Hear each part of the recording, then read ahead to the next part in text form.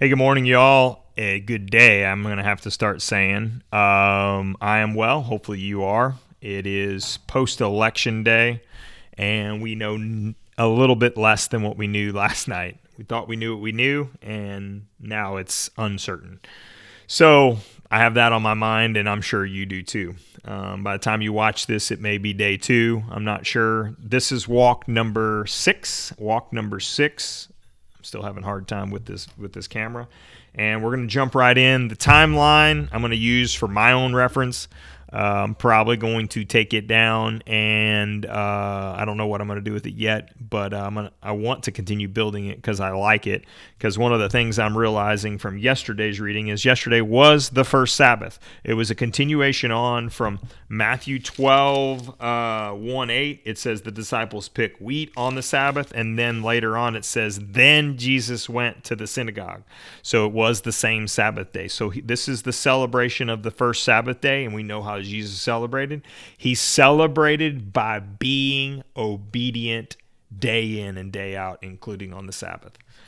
So go back and watch that video number 5. This is video number 6, and we're to the point where Jesus is already gathering large crowds. But Jesus knew what they were planning, so he left that area, and many people followed him. So the but comes from Matthew 12:15 through 21. Let's see what it says at the end of Matthew 21, because and it's not here, so I'm going to have to look it up in a different version. Matthew 21. And I made a mistake yesterday, and I did catch it, that I was reading and you guys couldn't see what I was reading, so I was trying to be like, give you guys only the valid information. What I realized is that was dumb. I should have been reading, and that way you guys could have read along as well. So I learned from watching yesterday and making that mistake. So thanks for your mercy that you shared with me and God's grace. So in Matthew 12:15, we need Matthew 12:14. It says, truly I tell you, among these born of women, there has not risen anyone greater than John the Baptist. So he starts to affirm John the Baptist. Yet whoever is the least in the kingdom of the heaven is greater than he. So he starts to give us this comparison and this look and this process. And of course, it gives us the reality that we can't be as great as John the Baptist, or can we? And do we need to? That's what he's really saying. We don't need to be as great as John the Baptist, because he says, whoever is least in the kingdom of heaven is greater than he. So because we're less than John the Baptist, we're greater than he. From the days of John the Baptist until now, the kingdom of heaven has been subjected to violence, and violent people have been raiding it. For all the prophets and the law prophesied until John. And if you're willing to accept it, he is the Elijah, not Elisha, but Elijah, who was to come. Whoever has to hear, let them hear. And I just realized I'm on the wrong part. Sorry. It is pretty good, meaty stuff, though, isn't it? To what I can compare the generation that are like children sitting in the marketplace and calling out to others. So that was Matthew 11 through 16.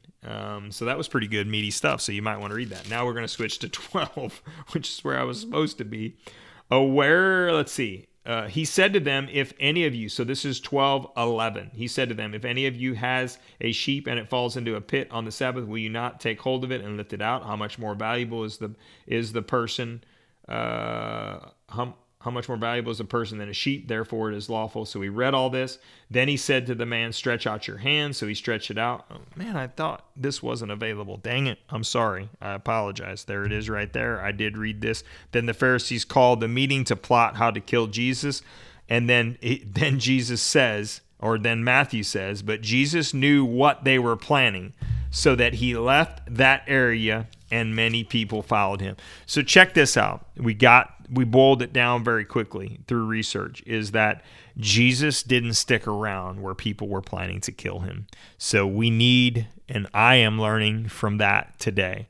I'm learning for our ministry, Agua de la Roca, that we have to have the message, do not be afraid.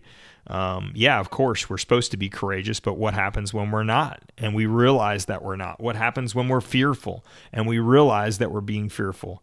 Well, we could hear from God. We could wait to hear from God. We could wait to make sure we're protected and we're under the hedge of protection.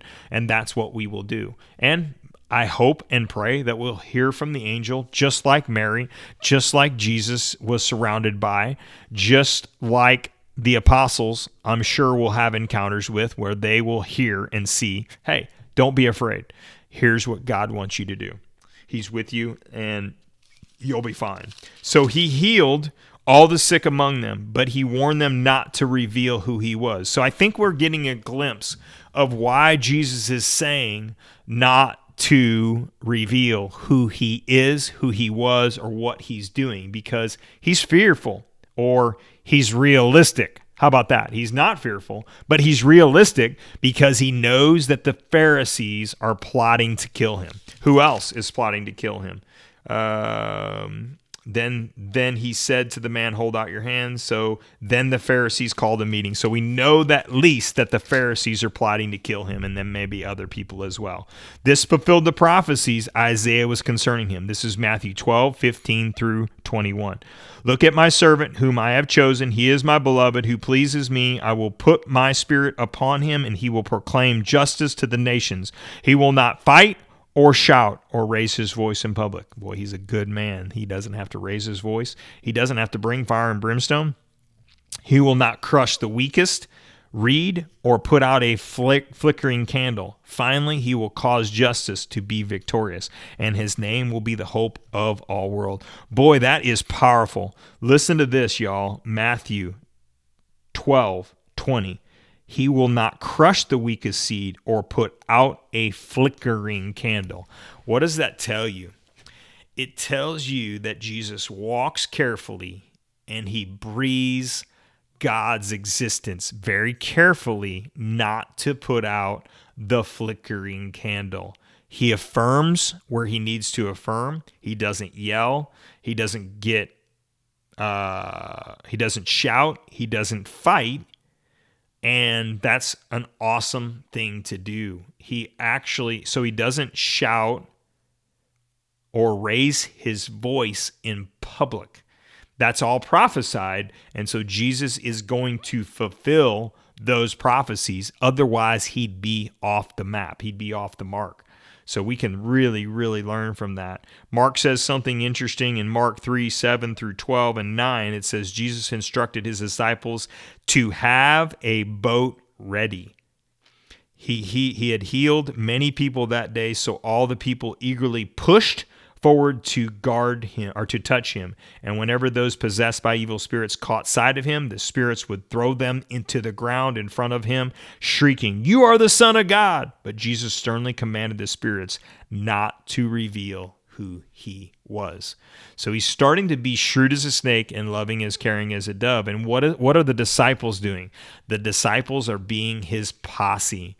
They're being his bodyguards. Okay, so again, for me, something very, very, very important for us to learn from and learn about that I'm learning about for our ministry, Agua de la Roca. And if you could hold this up in prayer, with us in prayer, is we're concerned about going because we need people on our side who are going to work with us and protect us, and I can protect them as well. So we can protect each other together and work together. So we're looking for a word of the Lord, word from the Lord, or word from an angel that says, do not be afraid. And then we're looking for how do we go forth? With what posse do we go forth? Is the posse ready to go? And when the posse is ready to go, are they strong enough to stand together with us? That's what we have to do in obedience, whether it's with our churches or out and about or at our workplace. We don't need to do these things necessarily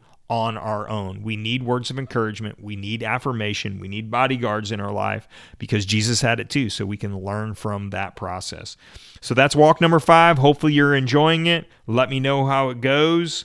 And It looks like there's another thing that Luke says, which is interesting. So I'm going to go ahead and look at this.